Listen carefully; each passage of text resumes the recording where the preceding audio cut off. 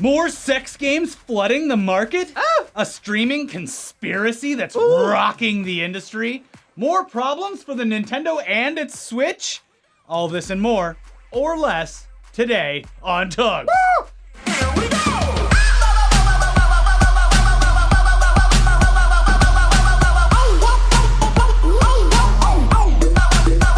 No, you fucking cuck! Peggy 18. When you're playing a competitive game online and streaming to a large amount of followers, or a small amount of followers, you're eventually gonna run into something called stream sniping. It's a problem. People mostly use this term as an excuse for how shitty they are at their games, or as a joke, because sometimes even the biggest streamers accuse people of stream sniping even if it hasn't occurred. It's become a meme. It is a meme, kind of like streamer loot. Yeah. Or, is that what they call it? When you run for the box and play under the Battlegrounds, the only people that go after it are streamers. Stream loot? Yeah, I guess so. There was also like the where you would take loot in Warcraft, like ninja it. You would steal it before everyone else. That has nothing to do with it. But yeah, basically, stream sniping is when people can see exactly what you're doing and use your stream against you by either finding your location and trolling you, or taking you out. Or in the case of someone named Criparian, they queue up in the same Hearthstone game, then they attempt to infiltrate your arena match, and then they dominate you publicly, making you look like a little bitch at your little card game. It's kind of like when you would play games with your brother back in the 90s, and he would just look at your screen to find out exactly where you are. Except it's That's why you put the cardboard. yeah, yeah. Yo, stop watching my screen. Yeah, exactly. We would do Halo games, we'd lug out 2 TVs, put them back to back, so Rich ass. team couldn't All right, see 'em. white man. And apparently they're able to do this by coming together, the Hearthstone thing, by coming together and forming guilds that waste all of their time trolling people like Crip here. Criparian. They sit in these arenas for extended periods of time, playing and building elaborate decks along the way. Then they wait for the perfect opportunity to potentially get matched up with a streamer and proceed to lay waste to that person's pathetically shriveled up deck. Sad. Again, this could all just be bad luck, but not this time, because Crip actually found one of the people involved in the sniping guild thanks to some help from his followers, and then he posted the conversation that one of his followers had with the stream sniper, and it turns out there is a bit more than a conspiracy going on here, and it's more than you could ever even imagine. This goes deep. Also, it's way more than anyone should care about outside of the streamer himself. But video game news, it's stupid, it's pointless. Here's the leaked transcript. By the way, if you hate seeing how dorky teens communicate in chat on their own, you should probably just skip ahead, because I had a hard time reading it and then rewriting it. But here's the transcripts. Are you the mastermind behind Crip Snipers? Lol. LMAO, no, but I know the guy who's in charge of it. LMAO, too funny. So it's one guy that does it all, or is it like a group? It's a group, clan of people, yee. Lamau, if Crip uses delays, how do you all so well sniping him? Or is it someone on his list like he says? Someone on his list usually says he, yee. Dang, that's crazy, lol. Kind of sounds like fun. Where do I apply, Lamau? Is it official clan or more discreet? It's a bit discreet, yeah. Okay. Wow. Teens. Well, obviously the problem isn't the stream We need to put kids back snipers. to work. I know, back to the coal mines. Mm-hmm. Yeah, get them started early. It's obviously not the stream snipers that are the problem here. It's the leakers. Either way, we're sure that it's fucking annoying to constantly have to deal with trolling, especially when it ruins the game you're trying to play. And, well, thanks to a recent update to PlayerUnknown's Battlegrounds, people can troll large streamers in that game in new and even more annoying ways. Woo! We were all so concerned with those stupid fucking outfits and loot boxes that you could buy with real money. We didn't even realize that at some point they could potentially add car horns to this fucking game. And that's exactly what they did. So now, instead of stream sniping and just ending the game and allowing that person to move on and start another, people are finding streamers and just annoying the shit out of them and their viewers by just laying down on those horns. I love it. It's like anytime I feel bad about this being in the film industry myself, but anytime I see a production on the sidewalk and I drive past, I do a boop, boop, just to fuck with them. We're running out of daylight now. Oh, great. Wrap it up. You're an asshole. Hey, you filming something? You're basically a YouTube pranker without the camera. Nah, I was doing this long before YouTube pranks. Boop, boop. Hey, jerky. Oh, did I ruin your shot? What are you filming? Anytime you hear a car horn in an episode of something, Yeah. that's Elliot. Yeah. Yeah. Anyway, when it comes to stream sniping or stream honking, Yeah. first time you see it, it is certainly hilarious. Yeah. Really gets the streamers worked up. But much like honking at video productions, it wears off its welcome very fast, and it delves directly into being completely fucking annoying. Basically, it makes these streams or video productions unwatchable. Woo! PlayerUnknown's Battlegrounds has certainly had its fair share of missteps in the past few weeks, but it seems like they're at least aware of the things that are upsetting their users. And again, this is still an alpha or beta or whatever you want to call it, so it's entirely possible that car horns will get taken out entirely before official release. Just nerf them a bit, But make them less loud. But they can't get taken out of real life, and Elliot is back on the prowl for more productions. Burp, burp. What are you filming? Hey, buddy. What you making?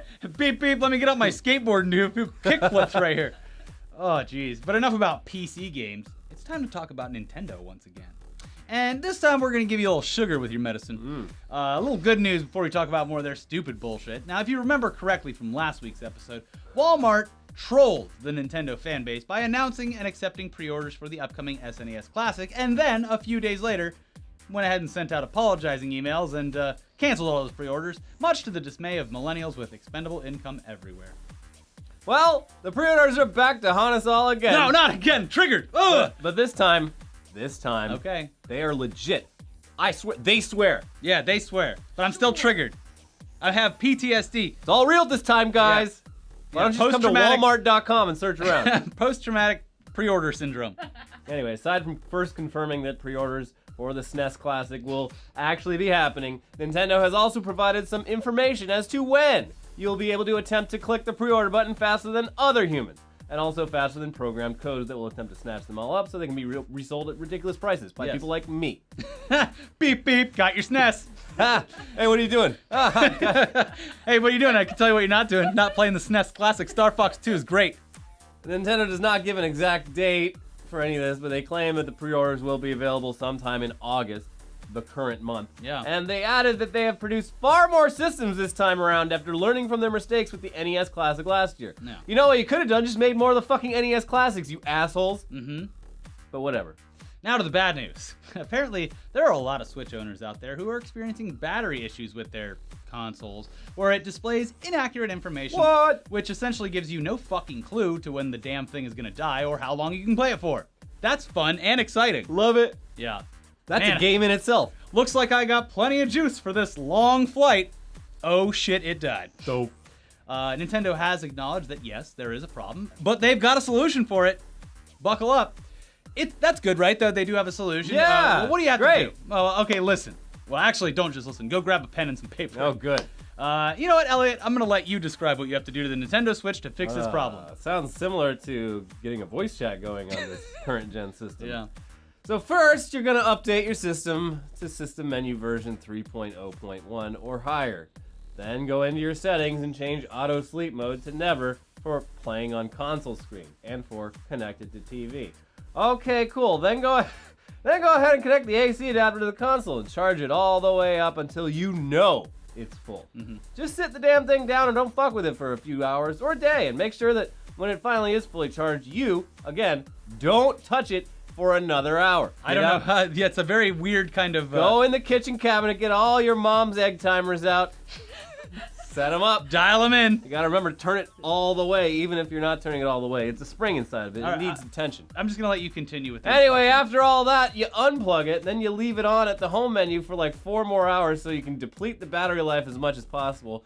And then once the battery is low as fuck, you have to fully turn off the device, because hitting the power button just puts it to sleep. You're turning it off. Hold that power button down for a few seconds, then hit power options and turn off. And then once again, don't fuck with it for a half hour or so. Okay, done. Nope. Repeat this entire process 5 or more fucking times, because it only gradually improves the battery indicator accuracy. Enjoy your fucking Switch, idiot. They've already got your fucking money. They don't give a shit.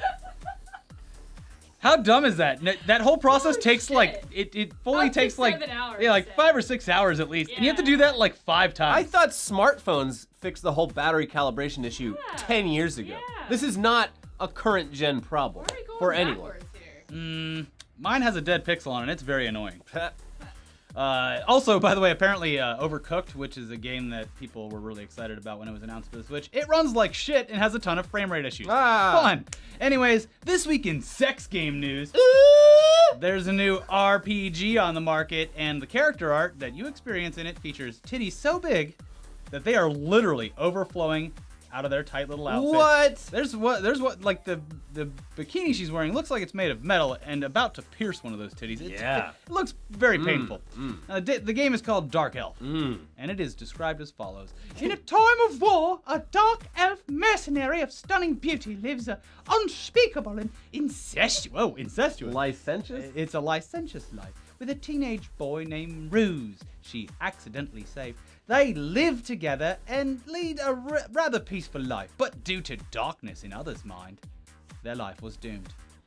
Sounds fucking boring as shit. Yeah. I mean, it basically looks like the fucking wet jack-off dream of someone who learned to draw anime in high school. So you. So yeah, since that's up your alley, go nuts. It's already 40% off on Steam. Yeah. So. But we have a sex slave of our own. Well, we'll find out very shortly if will he show up right after this cut. Stay tuned to find out. There weren't a lot of games released this week, so hold on. Shibby, are you here?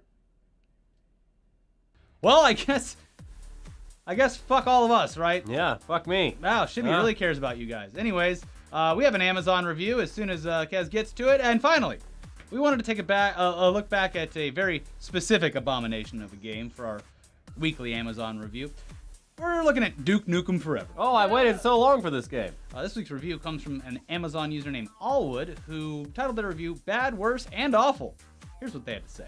The fact that this piece of dreck even carries the same name as the 1990s classic is a disgrace. The original Duke Nukem was a sublime blend of satire, action, and strategy that changed gaming. It was the Gone with the Wind of first-person shooters. Frankly, my dear, I don't give a fucking shit. Shake it, baby. This lazy, poorly executed update has no wit, no strategy, and most of all, no fun! Gone are all the pop culture references, in-jokes, and Easter eggs, replaced with a gaming engine that feels as though it's at least 10 years old. Because it probably was. Do noi bai. That, coupled with repetitive situations, jokes that fall like bricks, and downright boring gameplay make this one of the worst purchases I've made of late. I even ordered it in advance and paid $60 for this glorified coaster.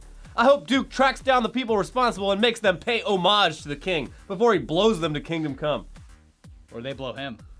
Suck my dick. I got balls of big steel. They're gonna break your chin. Yeah, Smash. just accept that there's never gonna be another Duke Nukem. Duke Nukem had a time and a place. And it was the 90s. Perfect. Yeah, Duke Nukem in 1995, 6, whatever. Great game. They're just lucky they got it in before the social justice war. Yeah, they narrowly avoided. It came out in like 2011 or something. Oh, wow, has it been that long? Yeah. Well, the social justice war of 2013 was really where it changed. Yeah. Hashtag Gamergate. Yeah. Have we survived? I don't know. Hey, listen. That's the quote from Zelda or whatever, right? Hey, listen. There you go. We like keeping this channel going, and as with most things on YouTube, it becomes harder and harder. So when we get a video sponsored, it's a big deal because it allows us to keep making fun stuff. And this week we have a sponsored video that we want you to check out. PlayStation sponsored a video where we played their new party game, That's You. You can check it out by clicking the link right down there in the description or clicking over here on this actual video. It will take you over to that video so you can watch that. Please check it out, and we definitely want to thank PlayStation for taking a chance on our little gaming channel. And don't forget to follow all of us on Twitch. Our links are in the description below as well. Watch the new episode where we streamed Catan with Joel Rubin, and have a great weekend. Elliot's going to Vegas. Bright light city, gonna set my soul on fire.